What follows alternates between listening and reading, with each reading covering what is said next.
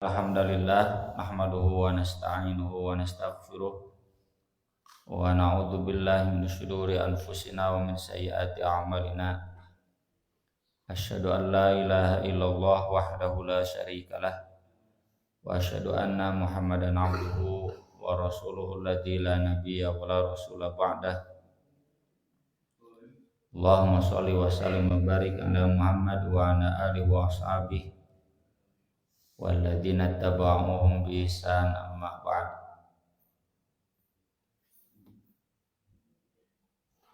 Babul ikha wal hilf. Al ikha itu dari akhun, saudara, ikhwah. Akho yu'akhi ikhoan mu'akhatan. Dan mungkin istilah mu'akhot lebih populer ya bagi bapak-bapak. Mu'akhot itu Nabi mempersaudarakan angkat di antara para sahabat, baik ketika di Makkah ataupun di Madinah. Ini memang bukan kewajiban, tapi ini sunnah. Sunnah yang sampai hari ini saya lihat belum dilakukan oleh umat Islam hari ini. Yang kedua al-hilf. Al-hilf itu artinya sumpah. Maksudnya sumpah untuk bersatu, untuk bersama-sama dalam satu ikatan. Bedanya dengan ikho ini tidak hanya dua orang. Kalau ikho itu dua orang. Kalau al-hilf itu bisa banyak. Makanya saya terjemahkan sumpah persekutuan. Kalau dalam konteks hari ini al-hilf itu berorganisasi. Mau organisasi ormas Islam ya kayak Persis, Muhammadiyah, NU. Asal tong ormas nya nur sok rame we gini kan. Anu sok malak. Jadi istilah ormas teh nama bahasa halus tina preman. Mau ormas Bapak misalkan pensiunan tentara, pensiunan BUMN, adakan organisasinya. Atau kemarin ada salah seorang ustadz jadi ketua serah. Naon teh serahkeun we.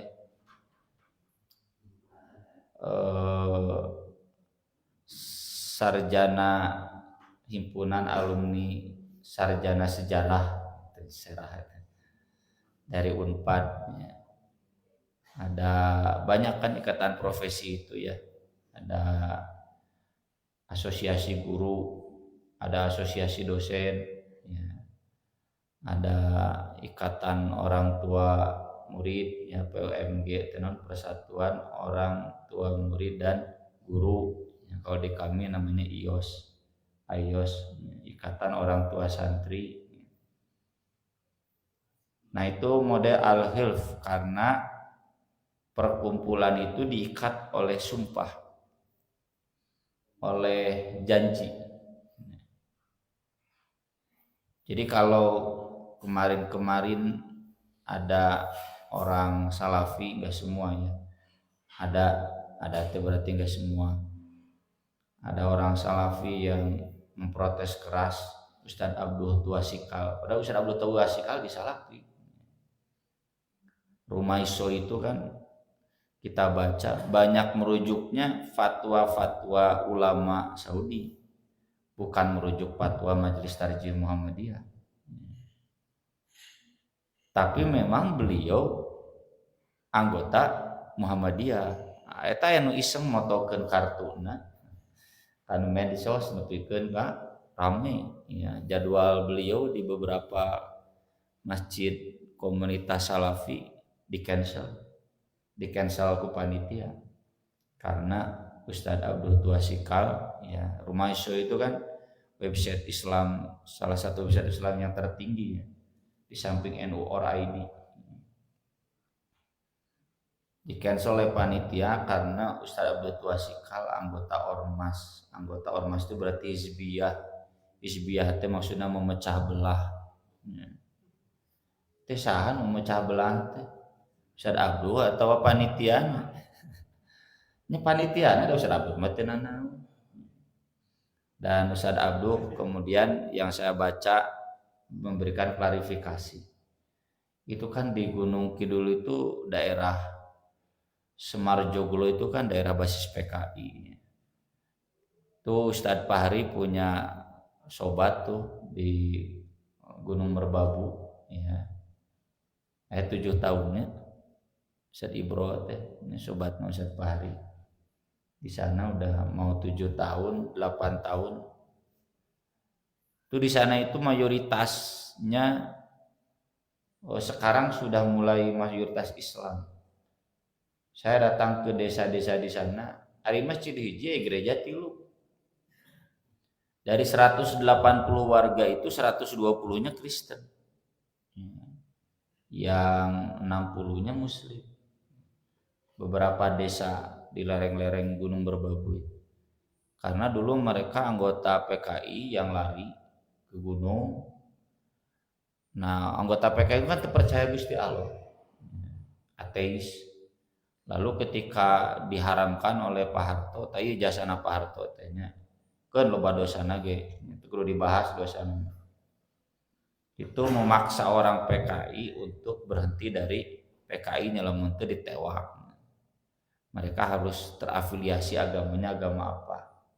Nah, yang aktif langsung ke Merbabu itu evangelis, ya, kristolog, misionaris teh dai di gereja atau dai di gereja teh apa dakwahna teu make dakwah make duit make duit santunan bikin awalnya itu dakwahnya itu lewat TK jadi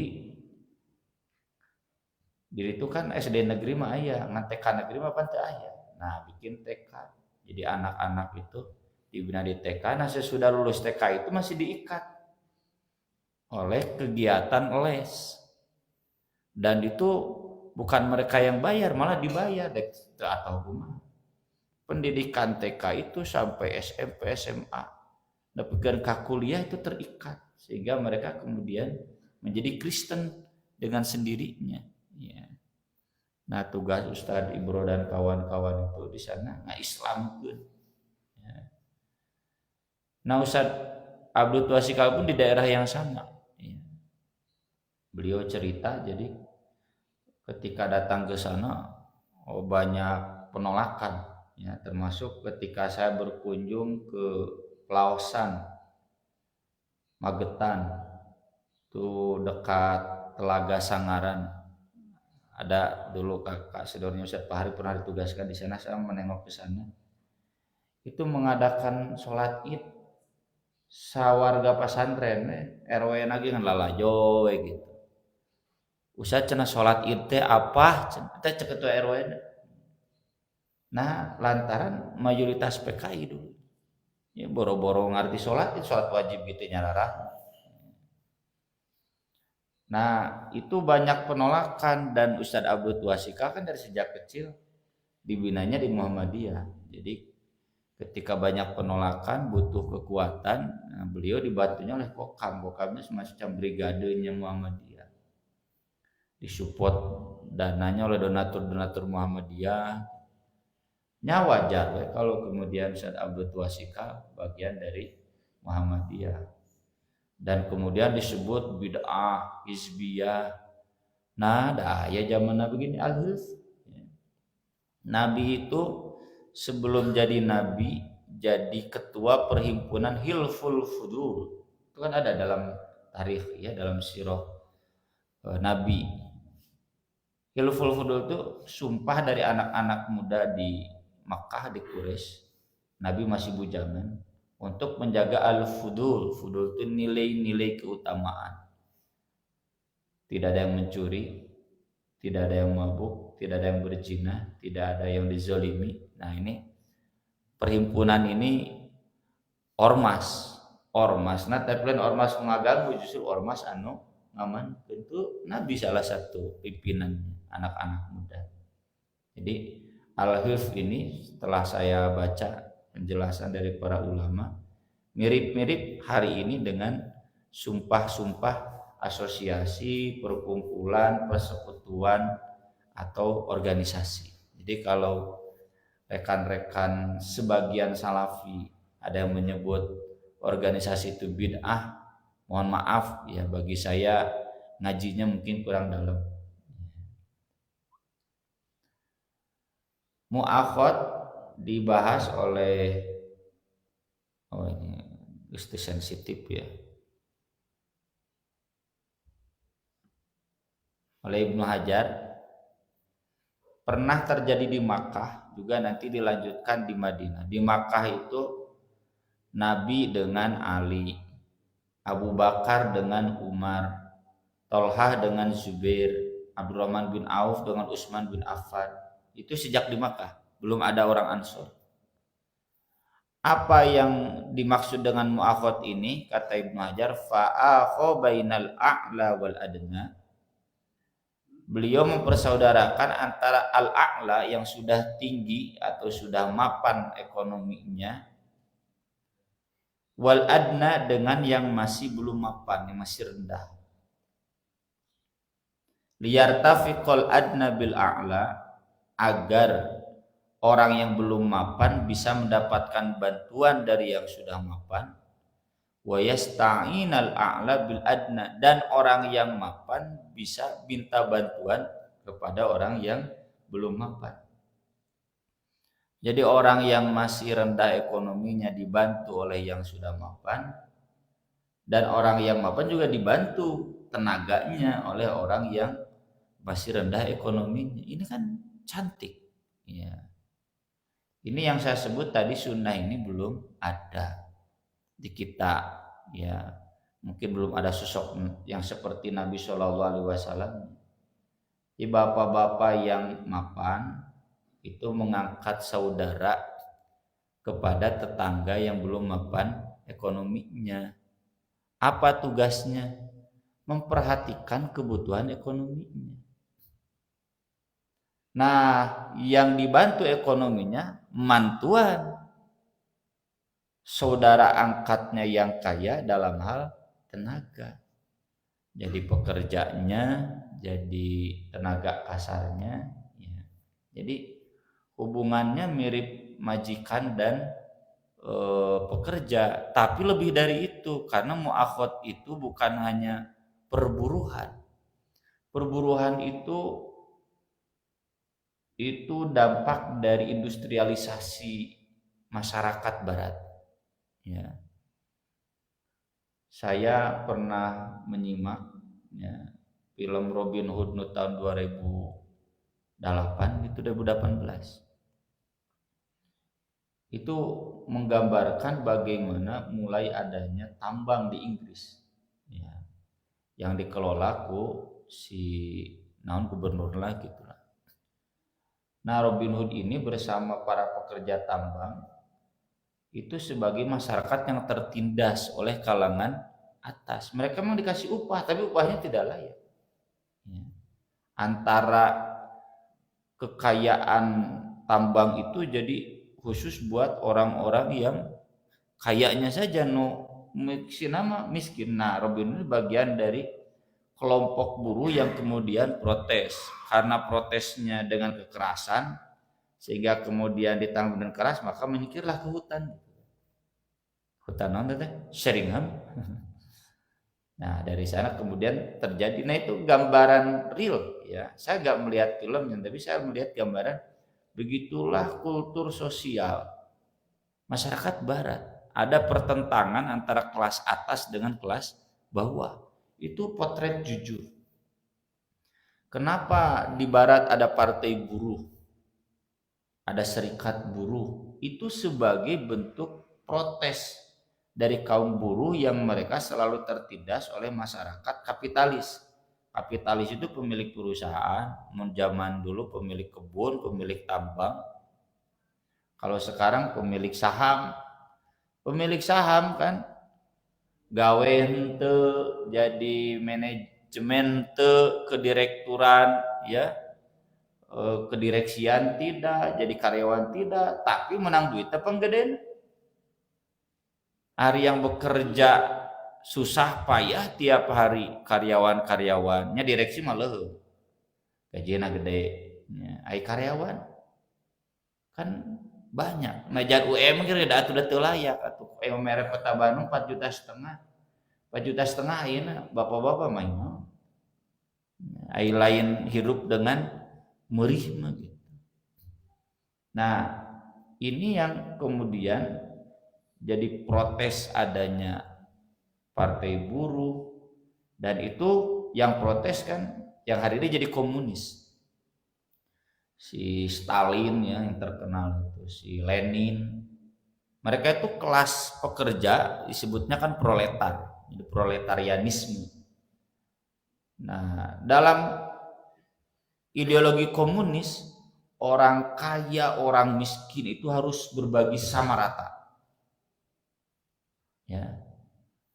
Nu beunghar jeung nu miskin, pemilik modal jeung karyawan teh kudu sarua gajina. Direktur 10 juta, karyawan ge 10 juta. Mun karyawan 5 juta, maka dalam filsafat Lenin, Stalin itu orang-orang kaya di Rusia dulu, di Uni Soviet dirampaskan hartanya oleh negara. Dan perampasan itu dengan pembantaian, karena teori komunis itu tidak mungkin ada pemerataan kecuali dengan kekerasan, dengan naon istilahnya revolusi, ya bahasanya revolusi naon, revolusi mental, ngarah anak-anakna kabeh jadi wapres, jadi gubernur, revolusi mental. Mana aya baheula kitu, Pak Harto gitu-gitu teuing, Soekarno teh gitu-gitu teuing. Nah ayeuna halus revolusi mentalna, wah mental kekuasaan. Jadi istilah revolusi itu menggambarkan sudah kekerasan. Maka kita lihat di mana-mana komunis itu dengan kekerasan, dan teorinya mengambil alih kekuasaan dan kekerasan. Sudah berkuasa kemudian mengambil harta dari orang-orang kaya dengan kekuasaan. Jadi komunisme itu kan, komunal itu kan masyarakat. Maksudnya harus ada sama rata di antara masyarakat. Jadi komunisme ini antitesis dari kapitalisme. Ya.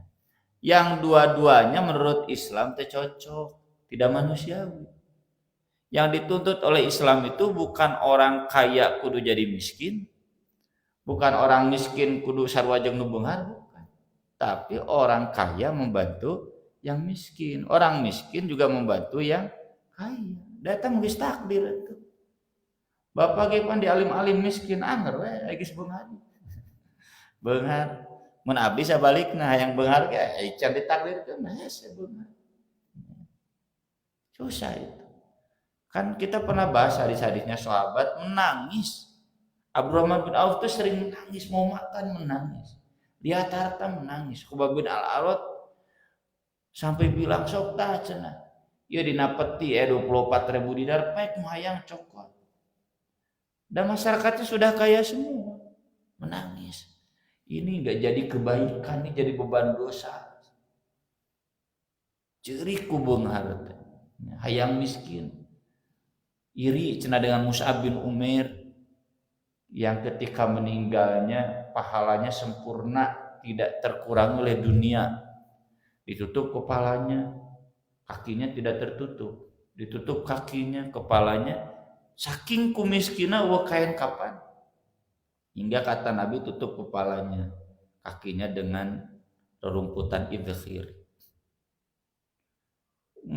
Abdurrahman bin Auf, Khobab bin Al-Arad semuanya suka nyabit-nyabit mun hayang macet jiga Mus'ab bin Umair.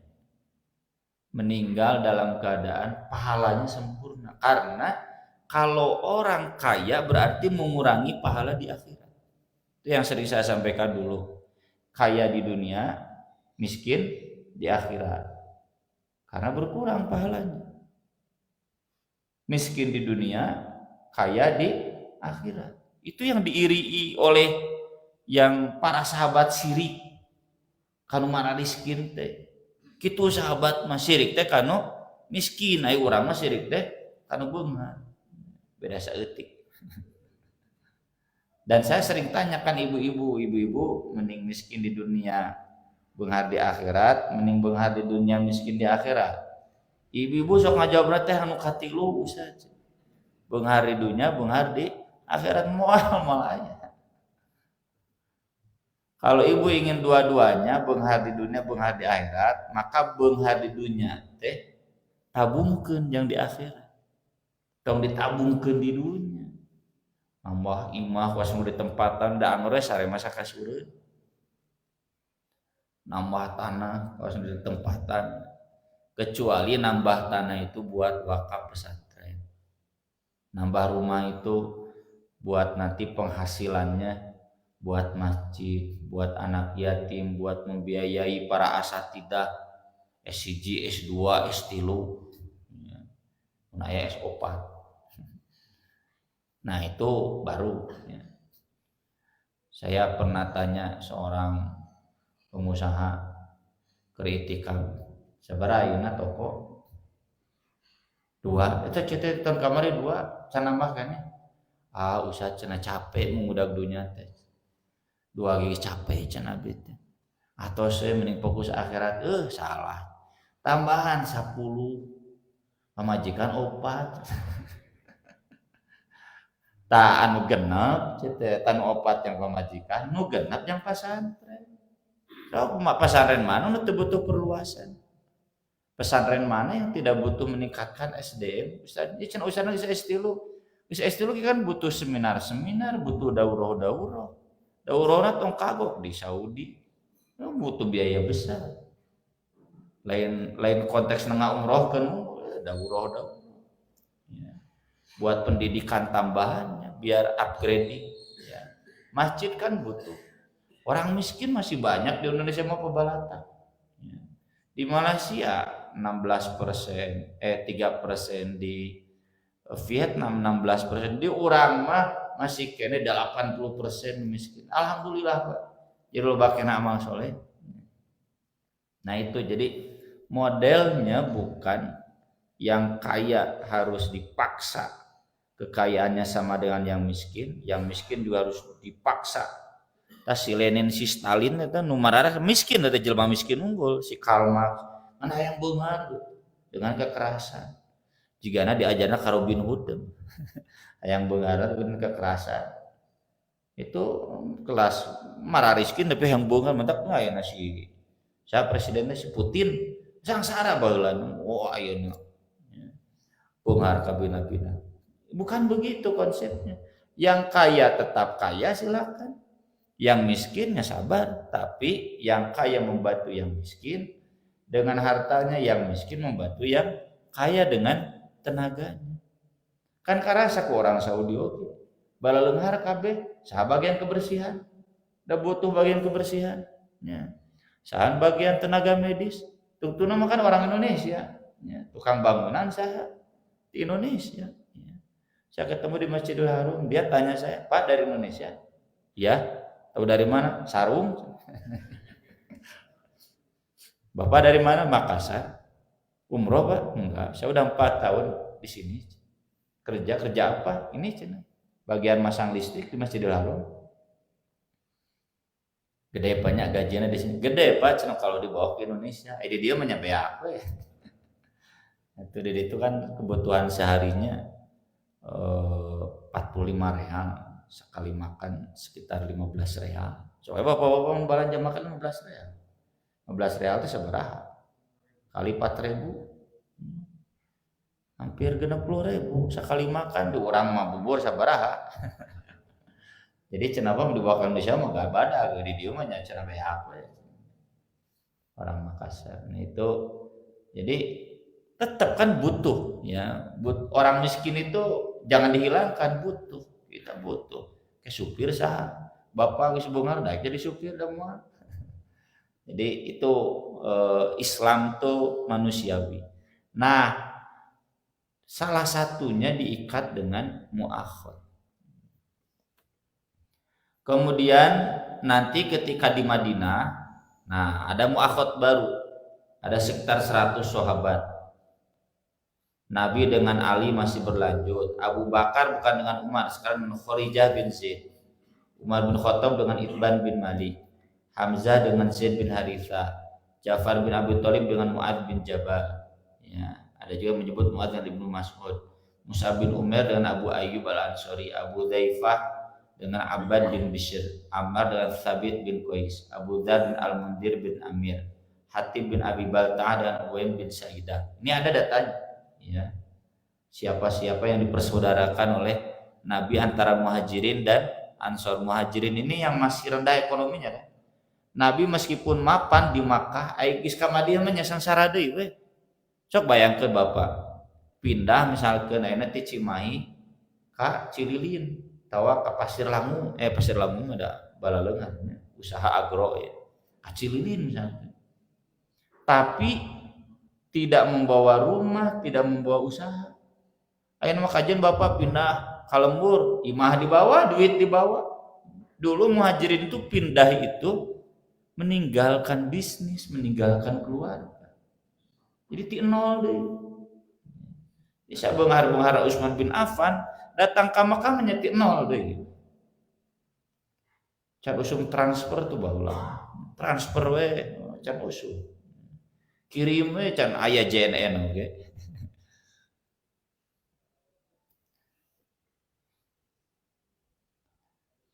Wa qala Abu Juhaifah, ini diantara yang ditulis oleh Imam Bukhari, akhon Nabi sallallahu alaihi wasallam baina Salman wa Abi Darda. Nabi mempersaudarakan antara Salman dengan Abu Darda. Abu Dardanya orang Madinah, Salman Muhajirin. Wa qala Abdurrahman ibnu Auf, Abdurrahman bin Auf ini kan sahabat yang kaya, di Mekah beunghar, di Madinah beunghar. Tapi ketika datang ke Madinah miskin. Lama qadimnal Madinah, ketika kami datang ke Madinah, akhon Nabi sallallahu alaihi wasallam baini wa baina Sa'd bin Rabi. Nabi mempersaudarakan antara aku dan Sa'ad bin Ar-Rabi. Yang selebihnya ditulis di hadis berikutnya. An Anasin radhiyallahu an qala lamma qadima alaina Abdurrahman, ketika Abdurrahman datang kepada kami, Anas kan orang Madinah. Ketika Abdurrahman datang ke Madinah maksudnya. Fa'akhon Nabi sallallahu alaihi wasallam bainahu wa baina Sa'd bin Rabi. Nabi mempersaudarakan antara Abdurrahman dengan Sa'ad bin Ar-Rabi. Lalu Nabi sallallahu alaihi wasallam bersabda, "Aulim walau bisyah."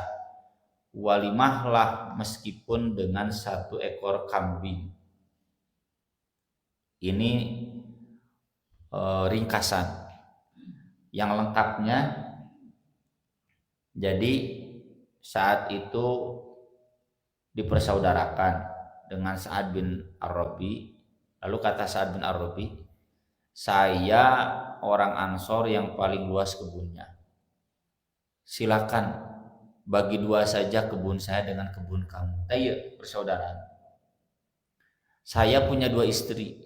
Saya akan ceraikan 1. Nanti kalau sudah habis iddahnya, silahkan nikahi oleh kamu. Kamu mau yang mana? Nepikeun kaki itu sahabat, ya, berbagi istri. Tapi oleh Nabi dilarang. Kata Nabi sallallahu alaihi wasallam, la yakfunanal maunah wa yusyrikunana fitam. Jangan kebun ini dibagi 2 dengan orang Muhajirin. Tapi orang Muhajirin kerja di kebun, lalu dicukupi kebutuhan sehariannya oleh yang punya kebun. Nanti ketika hasil panen, hasilnya dibagi 2, meski tidak harus 50-50. Oh, yang punya kebun dapat, pekerja juga dapat. Tah ieu sistem perusahaan Islami. Pekerja itu dapat hak harian, ya, hak upah layak, hak kebutuhan layak, HKL, dan juga dapat dividen, bati perusahaan. Sehari-harinya ditanggung oleh orang Ansur karena bekerja. Nanti udah panen, mun aya nama tutup buku, tutup tahun, pan aya bati. Batina nepi teu ka karyawan. Wah, saha ka pemilik saham, najan teu gawe, teu jadi direksi, meunang. Komisaris gawe dengan cicing curak carek tunyak tunyuk gawe henteu mikiran henteu tapi gajina pan gede pan ini kezoliman ari karyawan anu diisuk cedur bikin kasore jeder ngan upah layak we unggul mun layak eta ge loban mah teu layak bagi hasil perusahaannya nggak dapat nah nabi muakhad tuh begitu. Kalau Abdurrahman bin Auf ketika ditawari begitu, nggak perlu. Dah saya mah cenah teu bisa di kebon, tidak bisa bekerja. Saya mah tukang dagang. Mana pasar? Tuh, itu pasar. Datang ke pasar, buburu, dapat upah, dibelikan barang, dijual. Saminggu kelihatan necis, gaya cek Nabi teh.